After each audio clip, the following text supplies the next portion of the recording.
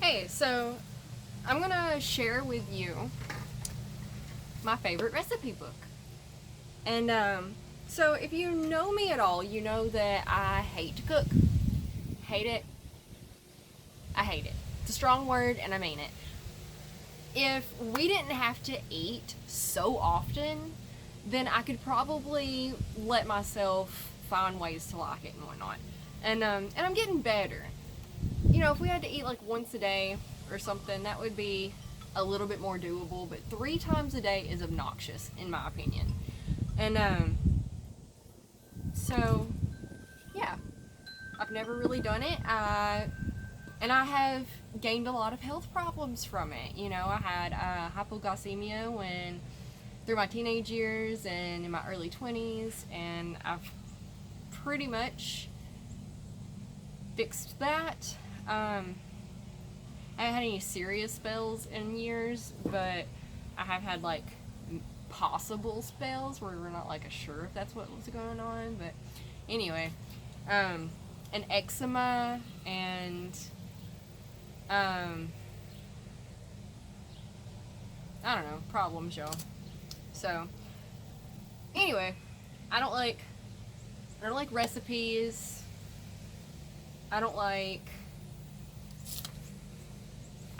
I don't like cooking. Okay? I don't like cooking.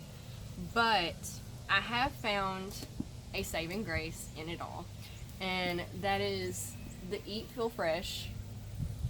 It might be backwards due to the mirror effect of videos. But Eat Feel Fresh by Sahara Rose is wonderful. It's more than just a recipe book. It is a plant-based Ayurvedic cookbook. And I talk a little bit about, I will be talking about Ayurveda and food in the next coming videos. So make sure you like and subscribe so that you get notifications when those come out to why you should be eating Ayurvedically or why it's a possibility you should consider. But this cookbook has been lovely. It's the first like quarter of the book tells you it's not recipes. It tells you about Ayurveda, some guidelines that they suggest in Ayurveda, and it has an alkalizing food chart, which is lovely. It talks about, which I also have another video about alkalizing and inflammation and coming up here soon. So once again, like, subscribe, so you can catch that. But up here is the most alkalizing foods, and then down here are the most acid forming or inflammation causing foods. And like, you know, it's just the chart goes up from like moderately acid forming, mildly neutral, mildly alkalizing, moderately alkalizing, and all that. We come over here and we talk about chakras, so that's fun. If you're unfamiliar with chakras, I have a free beginner's course to chakras. You can find it on the homepage of earthandwater.co. Seed cycling is covered, which I have never talked about, but I should.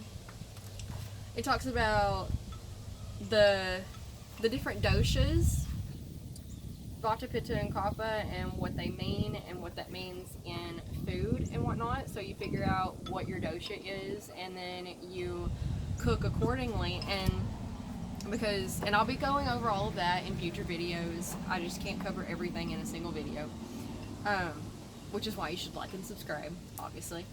But each thing I love about this cookbook is that each recipe, because the first quarter is like the whys and the hows and the whats and stuff, but then the other 3/4 of the book are recipes. And I just turned to something, and this is quinoa tebola salad, however you pronounce that. And it has like the base recipe, and then it says omit this ingredient if you're a pitta, reduce this ingredient or omit it if you're a pitta. it gives you a lot of different options for toppings in a lot of them. So like if you're a Vata, then you would top it with these toppings, but if you're a Kapha, then you would top it with these toppings. And it also gives you a little variety that way too. But what else does this talk about?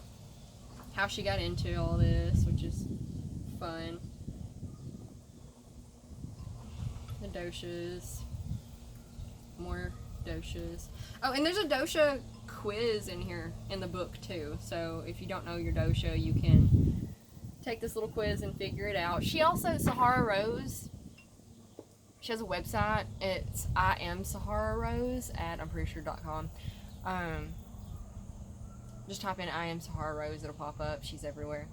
And she has a quiz on her website that'll tell you what your dosha is and how you should be working towards getting healthy in that sense, depending on that. Because your doshas can get out of balance. To cover the 6 tastes of Ayurveda. This is the pantry, filling your spice rack. It's just a lovely book. It's a wonderful book. She said that she wrote it in hopes that it would be the only cookbook you would ever need for the rest of your life. And so far, for me at least, it has proven accurate in that case, in that sense. But yeah, so Eat Feel Fresh. I highly recommend it. She also wrote The Idiot's Guide to Ayurveda. See my note tabs and stuff. Both of these I've read cover to cover, and if she puts out another book, I would definitely go get it. She also has a podcast.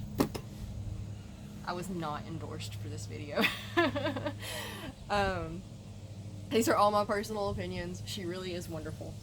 But yeah, that's my book. That's my favorite cookbook. And it is 100% safe and helpful and elimination diet friendly because it's vegan and plant-based. And she, some elimination diets eliminate grains completely. The one I was on did not. The way how she explains things, she does not. So that's awesome. And so it's wonderful. So if you're doing an elimination diet, I highly recommend this book. You will not regret it, and it'll just make your life better. And yeah, I have a crash course in Ayurveda, or not really a crash course, in my community Body Buddha, which you can find at earthandwater.co under courses. I have a lot of Ayurvedic health stuff. So if you're more interested in that, I will be adding more to it as time goes by, and I'll be discussing it a lot more in the videos. I do have a lot of several blog posts on the website that cover Ayurveda as is, but there's more to come. So if you're interested in all of that, make sure you're following and liking and subscribing and sharing and commenting and doing all the things.